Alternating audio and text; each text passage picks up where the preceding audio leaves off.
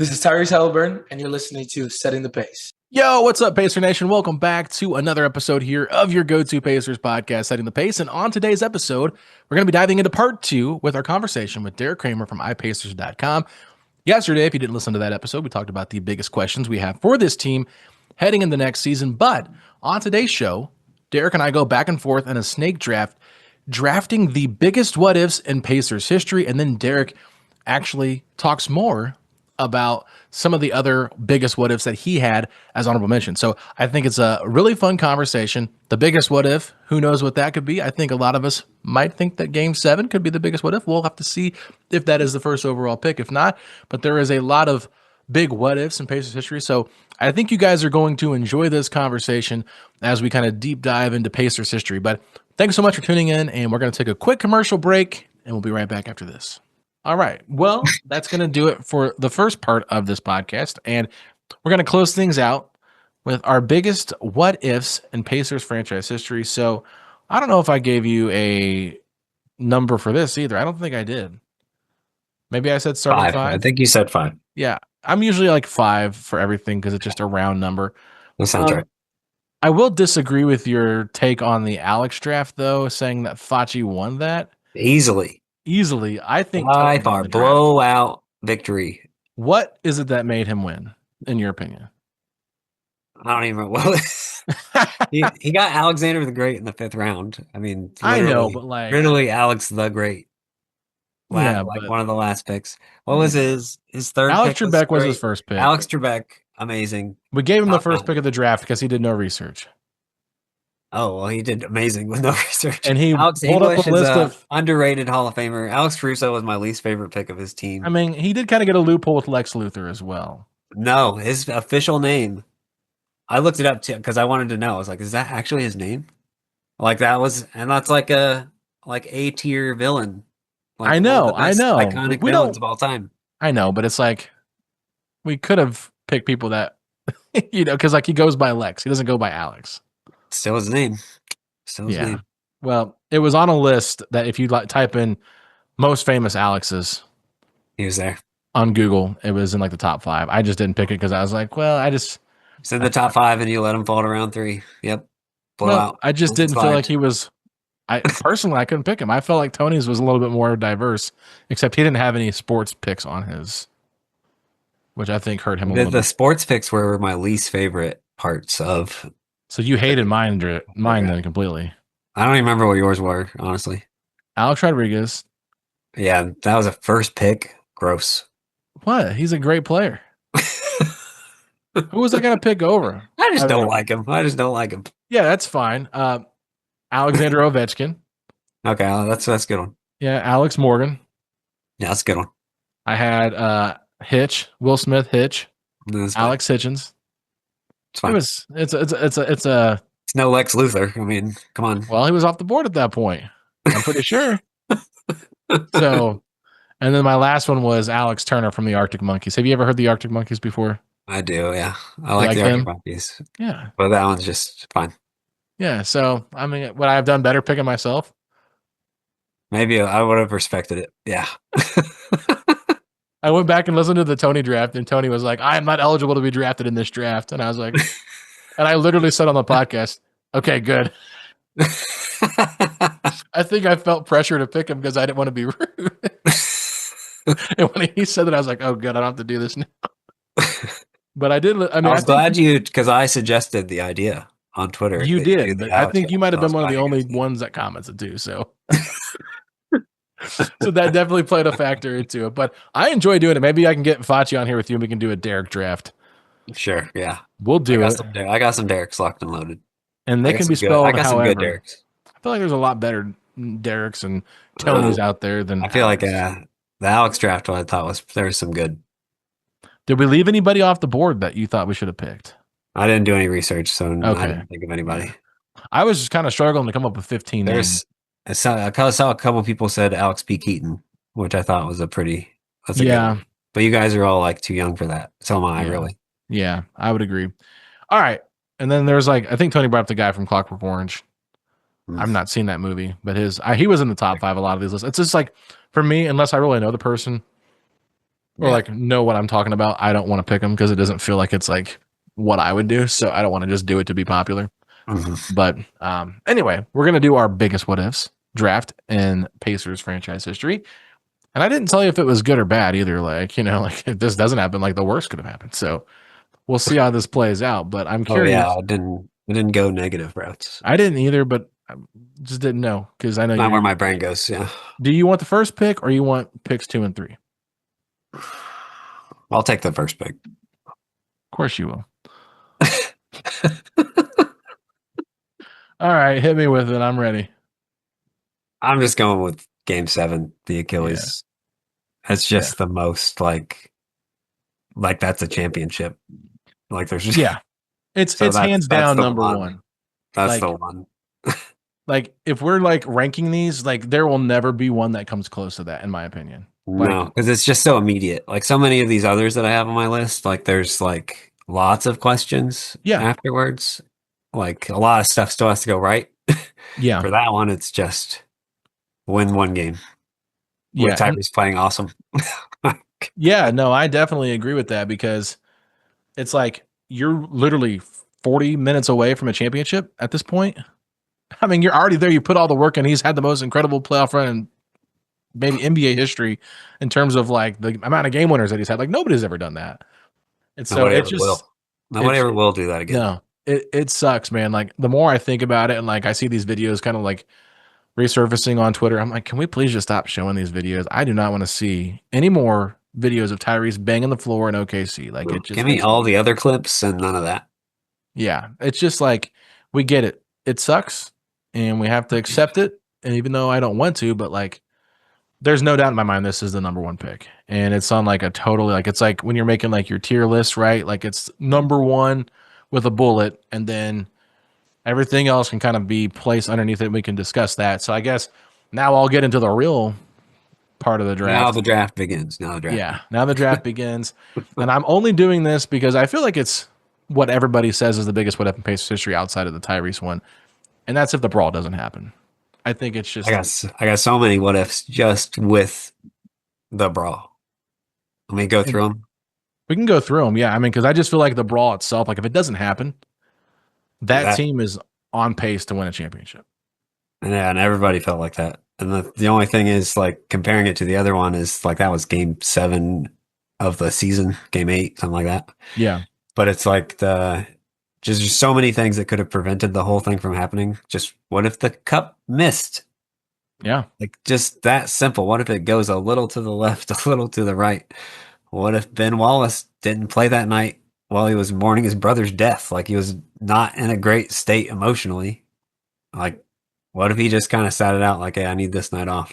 Mm. What if Jamal Tinsley didn't tell Artest to go get his foul late in the game, giving him permission for that hard foul with 45 seconds left? What if Carlisle just emptied the bench? Like, the game was over. Why were all those guys still in the game? What if there were different referees that had more control of the situation? If Joey Crawford was there, I've heard people say this multiple times, like, there would have been a bunch of tees earlier in the game, and like, none of that would have happened. There's just so many things that could have prevented that one thing from happening. But then you just feel like if Artest is going to jump into the stands at that point, like that team is so unstable. Like, how are they going to make it through that entire season? No, I mean it's a great point. I mean, what if Ron doesn't lay on the scores table?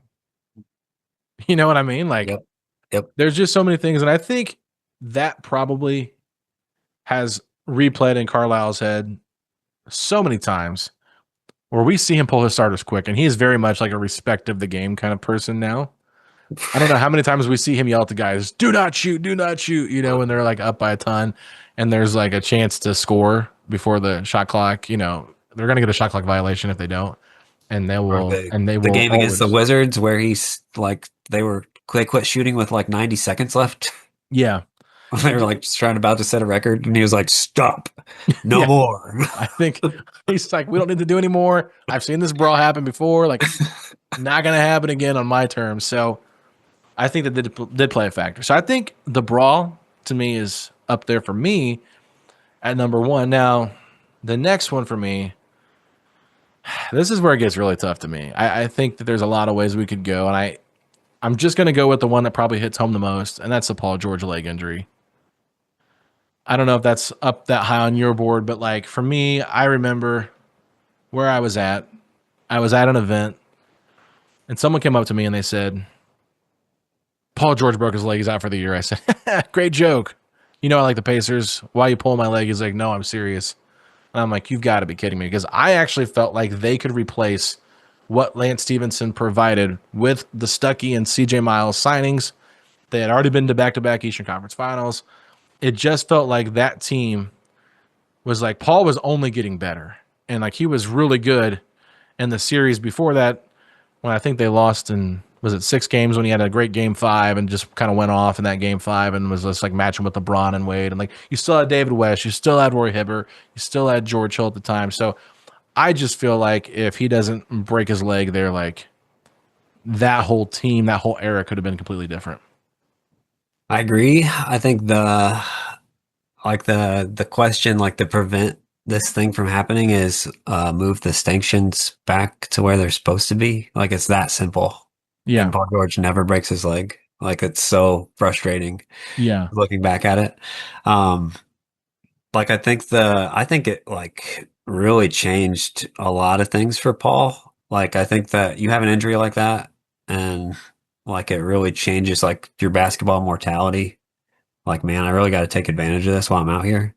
And that might be the case for Ty too. I think it's probably the case for anybody. Like you have one of those giant injuries and then you start to get back and like Larry Bird wants him to play the 4. Yeah. Right when he comes back.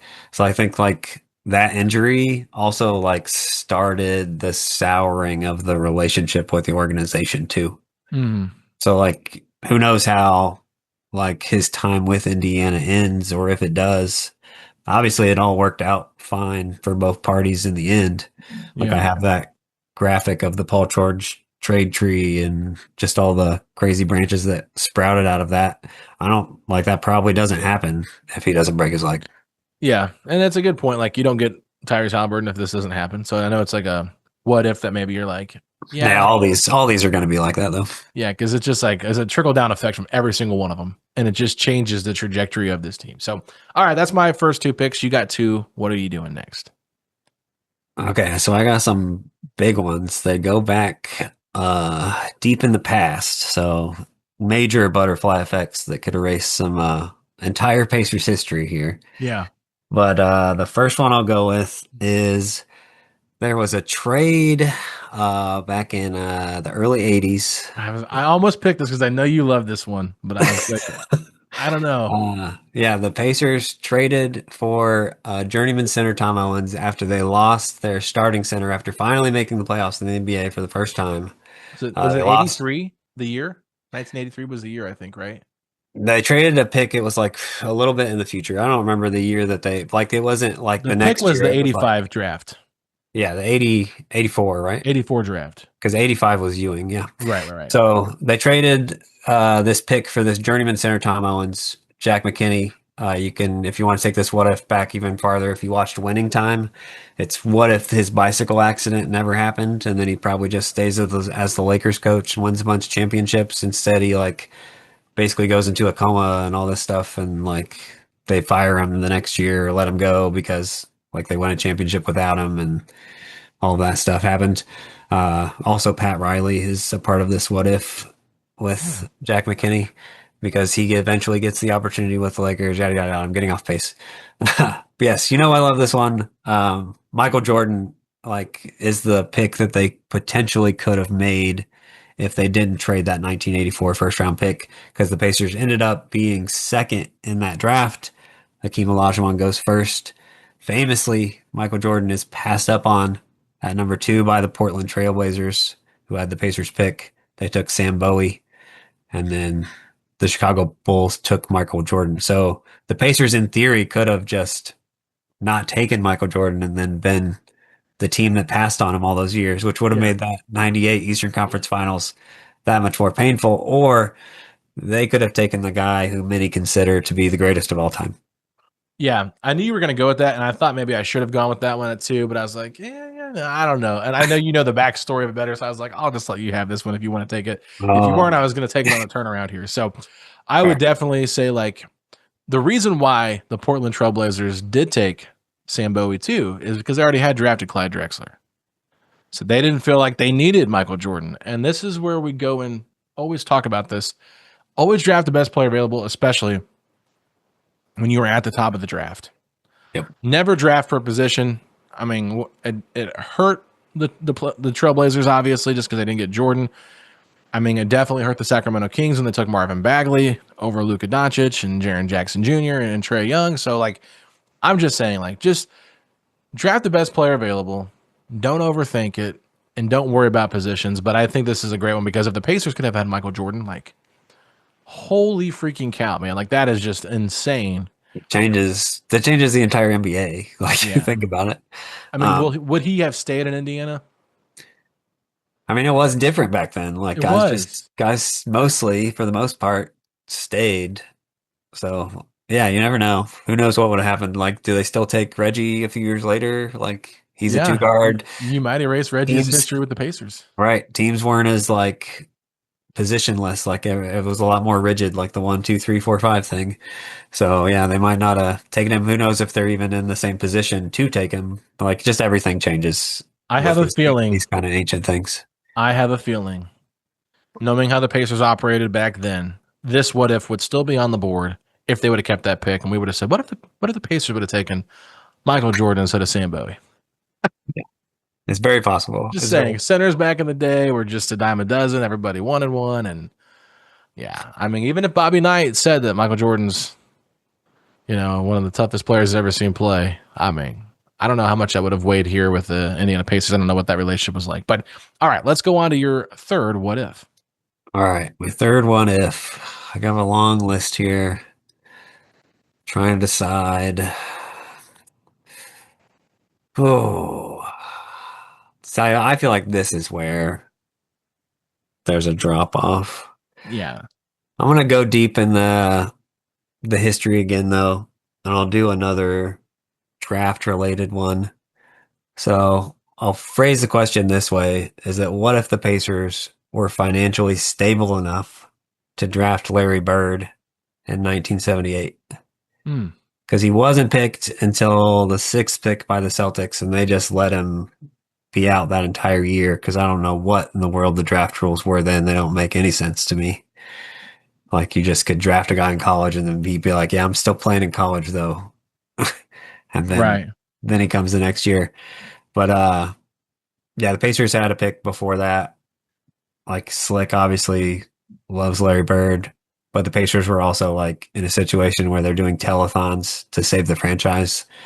Like, it seems like if they had a little more foresight, it's like, man, we could probably sell a bunch of tickets if we draft this legendary Indiana of like one of the best high school college players we've ever had. But yeah, they weren't in that position. They needed to sell tickets immediately. I don't even know who they took that year. I don't have that in my notes, but they had the opportunity to draft Larry Bird and they didn't do it. Sounds like a Pacers thing to do back in that time. I mean, it seems like they always made. It's just all about money back then is the problem. It was all about money and they didn't have it. It was in the moment decisions, and I understand why. Like, they had to save the franchise to the best of their ability, and they might not be here today if they had taken Larry Bird too. Like, they might not have had the money for that season. Maybe they don't have the money to even pay him what he wants in his rookie year, and then they just have to trade him, and then they just like fold. It's also possible. It is pretty crazy to think about. I'm not gonna lie. It's like that's a lot of what ifs that are stacked up on that one. So I think I always forget about the Larry Bird part. I know the Michael Jordan story for sure, but like, it's just interesting. Now, if we wanted to stay on the draft, the Pacers have had a lot of weird luck in the draft. Like, what if they won the draft lottery instead of the Knicks? I think I know where you're going with this one. You probably think I'm going with the 2018 draft. No, but you don't. No. Okay, well that's. I was thinking about TJ Leaf. Okay. When they drafted TJ Leaf, because there's other ones too. Like the Tyler Hansbrough draft was another one too. But like, what if they drafted OG Anunoby instead of TJ Leaf back in 2018? I think that could have changed a lot. for the Pacers because they still are on the hunt for that true number 3 since Paul George left. And I think that would have been huge for them. So I'm going to put the OG draft. And then for my next one, this might be where you think I was going. It might be. What if they just kept Kawhi Leonard? Yeah, that's what I thought you were going. Yeah, I mean, both of them are kind of like the same thing, but I'm just going to draft them both because I think they're both like the draft is like notoriously bad for the Pacers a lot of times. Like they just have made a lot of bad picks. They've had some good picks recently, but there for a while, like it was like they could have drafted Draymond Green instead of Miles Plumlee. You know, there's just so many different ones out there. Yeah, and I mean, maybe you pick it still. I don't know. I'm not trying to steal your thunder. I'm just saying like there's so many like question marks on like the draft, and the Pacers almost drafting safe versus exploring and taking risk on guys because they did that for a hot minute when they drafted like Sean Williams and those kind of players. But then they started going more of the let's be, you know, play it safe. Like Jonathan Bender obviously is a big risk that they took when they traded away Antonio Davis to the Raptors, and he never panned out. But like it's a good player if he stays healthy. So another what if possibility. Yeah, there's a lot of what ifs here. So I'll just go back to back with the OG draft and the Kawhi draft. So I'll just say before I make my next picks, the Kawhi draft's always fascinated me how people talk about it because they're like, the Pacers didn't make that pick. But they could have. It's the point. And they, like, David Morway, like, worked in the Pacers front office, like, made comments to Grantland years after, like, while it was still viewed at as, like, yeah, George Hill really paid off for the Pacers. They're doing well. It's like, it's obviously paying off for the Spurs. But, like, he made the comment, like, they had him in their top 5 in the draft. They very much considered like, hey, let's go ahead and not make this deal and let's just keep this guy. Like that was on the table. Yeah. Like, yes, they already had Danny. They already had Paul George, but they thought he was that good that they did consider like keeping the pick and making it. If the trade was just the trade straight up, like it would have happened before. Mm. Like obviously the Spurs wanted their guy, so they weren't gonna like set it in stone. But I don't think the Pacers were gonna just set it in stone either. Do you remember how you felt though in real time when that happened? Oh my God, this is the funniest story because I know nothing about the draft. I never do. So when I'm watching that draft, like I don't know anything about Kawhi Leonard. Like I see a highlight package of him that night on draft night, and it's just like this most boring highlight reel for like a lottery pick you'll ever see. Like it's just a series of like mid-range jumpers. I'm like, man, I hope the Pacers don't get that guy. And then that's who they end up taking. And that's who they're taking. So I'm mad, and like, I'm not like on Twitter at this point. Like I don't feel like that was a thing yet, right? Like so, it was, but we were still pretty young. I think it was like established in 2009. So like I didn't know about the trade either until like 30 minutes later when it's on the TV. Yeah, back when it was fun. And then I'm like, TV. I'm pumped. I'm so excited about George Hill coming back, coming to Indiana. So I was very much like, yes, let's go. Because I knew nothing about any prospects at all. I remember I was actually at the live draft party at the field house, and it was Bankers Life at the time. And there was like a lot of commotion going on right before the Pacers pick. And everyone around me was just like, oh, they're not going to make this pick. They're not going to make it. They're trading the pick. And I'm like, we just got here. It's pick 15, I believe, at this point. And I'm like, we've been waiting all this time in the lottery. Our pick is finally here, and you're telling me we're not going to make it? And I remember when they like announced that Kawhi Leonard was the draft pick on the TV, I was like, wow, this guy has got huge hands. And like they were showing all the measurements and things like that. I was like, I'm excited about this guy. But I think I would have been excited about any person they drafted at that point in my Pacers fandom. So I was just like so ecstatic. And then when they said, well, they're trading him to the Spurs for George Hill coming back home. And I mean, everybody went nuts. Everybody was so excited because Indiana George is back. And what's crazy, he didn't even start. Yeah, he was the sixth man that first year. He was the sixth man that first year. And everybody knew how much that Popovich loved George Hill. Yep. And I think that because of Popovich's infatuation with Hill, everybody thought, oh, this guy is like the next coming of like one of the best point guards in the league. Like, I thought he could be really good. And so when he came off the bench, like I wasn't even mad about it. I was like, wow, this is like great, guy to add to this team that's making a run for a championship, and then all of a sudden he becomes the starter. And you realize, like, yeah, his defense is so much better than Darren Collison's because he's just so much bigger. And he provided some different aspects of his game, like his 3-point shooting was better too. So it was one of those trades where you're like, you don't hate it in the moment, but looking back on it now, nobody thought Kawhi would do this. And, it's almost similar to like when Jalen Williams got drafted by OKC. It was like a draft darling, started kind of rising up boards, but I don't think anybody expected this. Yeah, I think most people had Kawhi way higher though, right? Because it was a similar to a Danny thing where like he fell a lot farther than expected. At least I think that was the thing. The way I always tried to rationalize it in my fan brain was, well, he wouldn't have become that in Indiana. Like he needed the Spurs ecosystem to become Kawhi. Like that's what I always told myself. Yeah, it's true. But I do wonder if he would have been the same player if he started his career here. yeah, you never know. Like, yeah, it's fascinating to think about, especially like with Kawhi and PG eventually playing together with the Clippers when they're both healthy, at least. But yeah, it's a definitely an interesting what if. I had something else. Oh, I love George Hill. I just want to say that because he's awesome, Pacers legend. I hate the fact that his last game in Indiana was that awesome game 82 where he scored like 17 points, or like hit a bunch of shots. Do you remember this? Like his last game, but they was won at Madison the game. Square Garden, wasn't it? I don't even remember where, but they won the game. But nobody wanted them to win. Yeah, that it was game. against the Knicks. Like, It was game 82. Just give me it's awful. Like you can't root for this guy. Like having like probably his final game in the NBA. Yeah, Like, you know what he was doing? He was helping the Spurs because they got Wemby. Don't get me started. George Hill, I think, lives in San Antonio too. So, this is an Indiana boy that turned into a Texan. What if the Pacers lost game 82? Speaking of, no, it's not my next pick, but All right, you got two, and then I got one more after that. So let's all right, finish our what ifs rounds. You got two more. That's off the board. That's off the board. I got a ridiculous one, but I don't really want to take Let's do it. Let's get ridicul's. It's the summer, baby. It's August 3rd. It's an honorable mention that I always have to bring up in these conversations. I'll go with what if they correctly called the goaltend against LeBron on Victor Oladipo in Game 5 of the first round? Okay.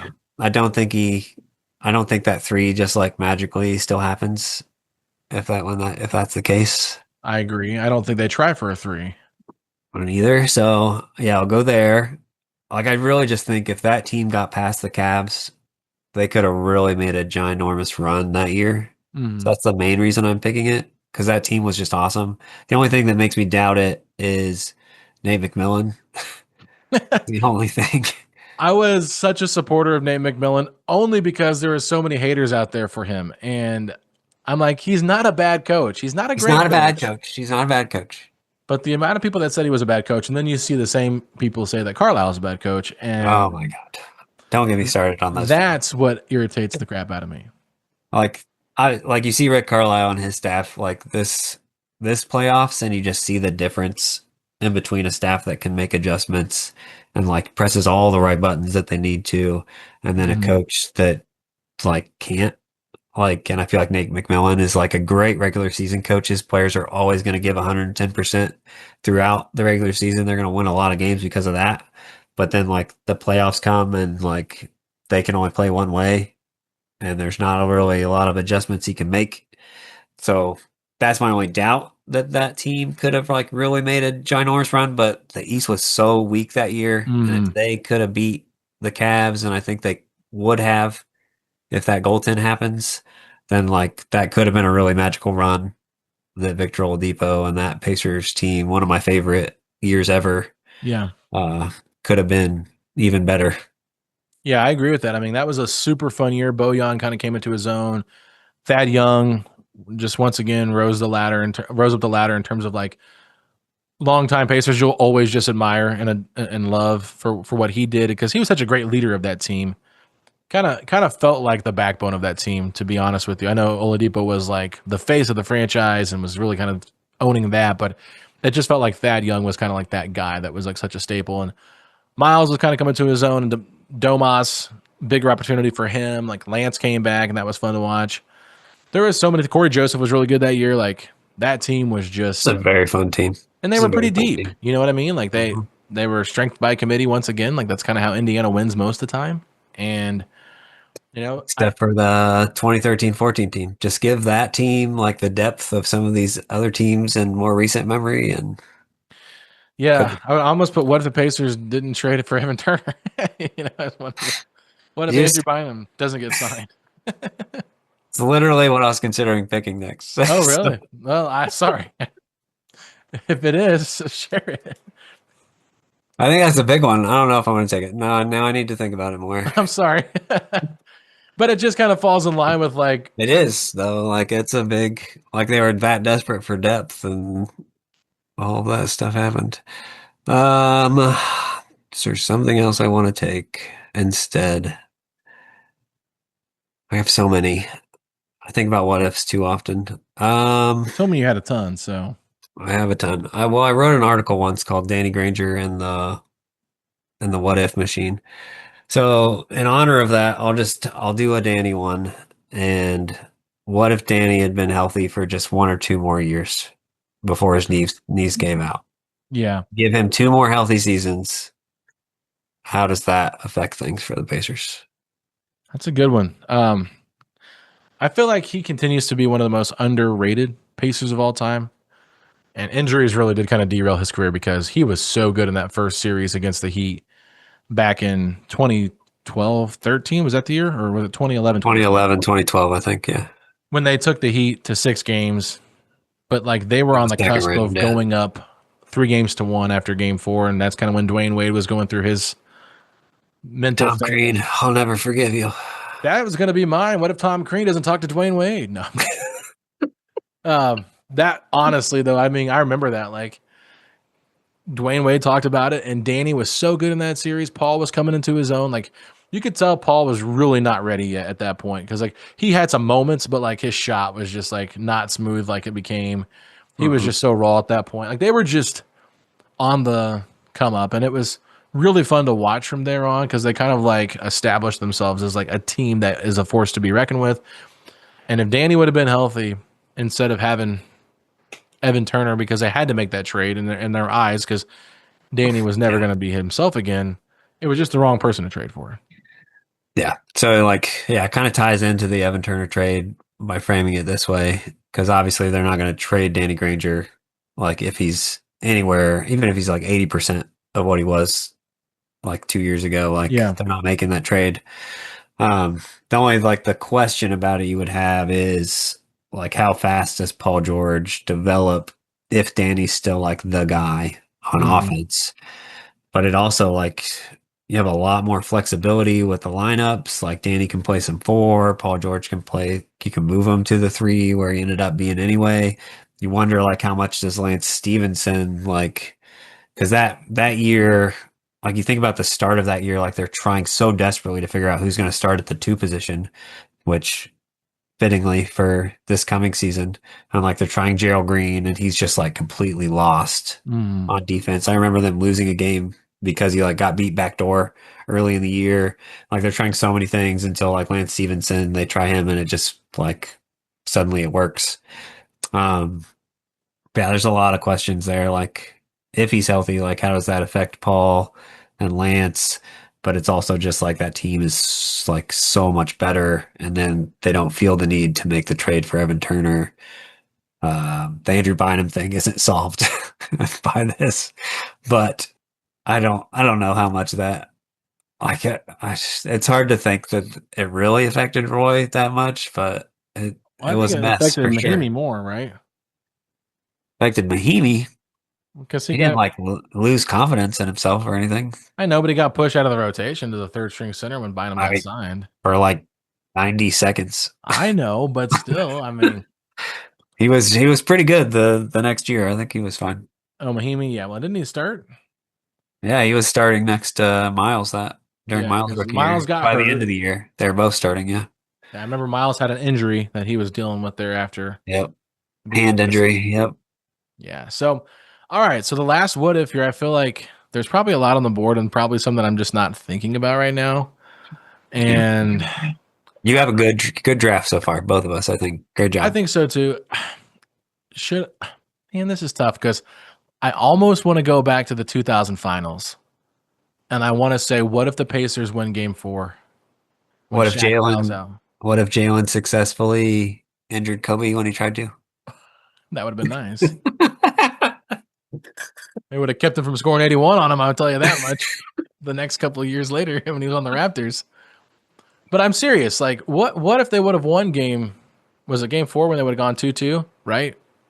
Because they went down 3-1, and then they ended up winning game 5 by a ton. Then they lost game 6. So if they would have made it a 2-2 series with game 5 at home, the chance to go back to LA with the 3-2 lead, Larry Bird's last year, like I think there could have been something there. Like it's either that, I either go with that one, or I go with what if they win game 7 against the Bulls in the Eastern Conference Finals?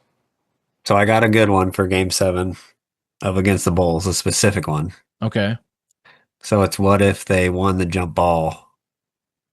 There's a jump ball in the fourth quarter where they're ahead, I think, and the Bulls win it, and then Steve Kerr ends up hitting a 3, and it just completely shifted the momentum of that game 7. So that would be not to hand you your pick here, but Yeah, I mean, I'll say because it seems like they would have probably had a better chance to win against the Jazz, in my opinion, in a 7-game series than against for sure. Shaq and Kobe.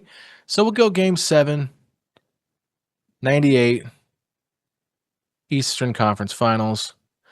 To me, like they were up 25-4 in that game. 25-4 and lost the game. And I don't even think they scored 100 points in the game. They just completely went ice cold after starting out so hot. And you start hearing the whistle blow a lot more in favor of the Chicago Bulls, which I'm surprised why that happened. But It's just shocking that yeah, that I would don't know if happen. Dick Bavetta was out there, but it felt like a Dick Bavetta special to make sure that Jordan, the NBA's prized possession under David Stern's NBA, got back to the finals because a Utah Indiana finals would have been just great for ratings. And I know they cared a lot more about that now than they do now. So if you like conspiracy theories, maybe we should do another podcast on that. That would have made one of the conspiracy theories for sure. But I just think that like that was a series that they really had a chance to win. And I think they could have beat the Jazz had they made it to the NBA Finals that year. I mean, the Jazz were still good. I mean, don't get me wrong. I'm not trying to disrespect what Utah was at that time because clearly they were rolling with John Stockton and Karl Malone and that group. So they were good. Don't get me wrong. And they get to the finals is very good. But I don't know. I think it's a good point. Like that Steve Kerr, I've seen that video several times of Steve Kerr making that 3, and it just, and then you have to hear his stupid, rants crying about stuff now as a coach. So he just a whiner. He's a privileged guy. That's Just a whiner. Speaking of whiners, we never mentioned Great Mike way to end the Weiner. pod. Couldn't believe him. Mike Weiner getting talking with the Knicks. He'll be 6th round. You got any honorable mentions? I got honorable mentions for the draft. I'll let you share them because I know you did a whole article on these, and I didn't want to steal from your list, so I didn't look at it. Oh, you're all good. So I guess I did have one negative one on my list. Like, what if the Pacers took Steve Alford instead of Reggie Miller? Oh yeah, that's a good one. Yeah, because everybody never was would have about done it. I was gonna say, what if the Leonards couldn't pull off the telethon? Yeah, that's a big what if. That's a very clear no Pacers. All of this stuff that we all love just gone. That's a huge one. What if Jonathan Bender didn't spend his childhood jumping off of roofs? Like his knees were toast. Yeah. It would have been great to see him reach his full potential if he could have been healthy. What if Reggie dunked the ball against the Pistons? That's a big one. Personal favorite. What if Josh McRoberts didn't ruin the perfect shooting quarter? All he had to do was shoot it a second later after the clock. He had to take the shot. He just needed to make the shot. Yeah. I think there's no justification for holding that ball until the buzzer sounds. But what if maybe Jim O'Brien never gets fired? Because it was that year. It's so weird for me to think that that quarter was the same year that Jim O'Brien gets fired and then Frank Vogel takes over and Like eventually they're making Eastern Conference Finals Yeah. because of Frank Vogel. Yeah, that's a big one. Just They personal hated favorite. Jim O'Brien, by the way. Oh, it's like funniest thing. Like Paul George did that Twitter Q&A, and somebody asked him what his favorite part of his rookie season was, and he said his coach getting fired. It's just so funny. Like that's your favorite part of your rookie year. He just didn't play young Not guarding guys. D Rose in the playoffs. None of that. Are Well, you I here? think they was playing James Posey over Paul George. Oh my gosh. Are you here like David Harrison talk about him too? Yeah. David Harrison. He He came on needed our to go. podcast back in the early days and like talked about his like because he worked at McDonald's. He's got some fascinating stories. Yeah, some fast food stories. Yeah. I'm just kidding. It's just crazy. Like you think about it, like a 30th overall pick in the Great. draft goes to a Yeah. championship level team, and it's hard to And make it in the league yeah. if you're not And got your head on right. he had some good moments too. Let's see. I did the Granger one. What if Vogel didn't take Hibbert out in game one of the That's a good one. 2013 Eastern Conference Finals? That's always an interesting one there. Uh we talked about that one, talked about the Stanchion, talked about that one. And then you guys just got a million different injury ones. You got the Victor Oladipo injuries. That was one that was on my list that I didn't bring up. Yeah, you got TJ Warren turning into the bubble god and then never playing again. Basically. Trying to think if there's any more. What if the Pacers traded Miles Turner? There's a million of those, yeah. Yeah, Million what if of they would have actually traded him What if before? what if they would have got Gordon Hayward? Like, Yeah, I mean, I was who so excited knows? about that. I know a lot of people weren't, but like, Let's not. I was one of those. I was like, they've already got a center in Sabonis. Like, it's obviously not a great fit here with Miles. Miles isn't happy. Like, let's go out and get Hayward. He wants to be here, and Hayward was good. Like, he It was was very good. good It's in just Utah. never on the court Yeah, he really did struggle with those chronic injuries after that after nasty. that ankle injury. Yep. That was the nastiest thing. So that's when you think about all those Turner trades, like any of those happen when the Pacers don't get Tyrese. Yeah, it's a good point. I mean, and think about the Gordon Hayward draft. Like, how many people wanted Gordon Hayward? I was so Then- glad. I loved Butler. Like those two runs were like my favorite things. I was so happy that he went before the Pacers could pick him. That's who I wanted as a young fan of the Indiana Pacers. Like, I'm an Indiana guy. Let's go. Like, he's an All-American hero. Like, let's go. This is Gordon freaking Hayward time in Indiana. Then he goes 9, and I'm like, you got to be kidding me. And then Paul George gets drafted, and I go, who the heck is Paul George? So I had no idea who Paul George was because consistency. I did not know who Kawhi Leonard was. I had no idea who Paul George was the year before. This was my reaction to Paul George. It was like, I have no idea who Paul George is, but I hope they get John Ringo in the second round. Who? John Ringo. Paul, George, John, and Ringo. Oh, sorry. I did not catch what you said there. I was like, it's all good. I didn't hear the Ringo. I heard it was a Ringo. bad joke 15 years ago. It's not a great joke now. It's all good. It lands, bro. It lands. I love it.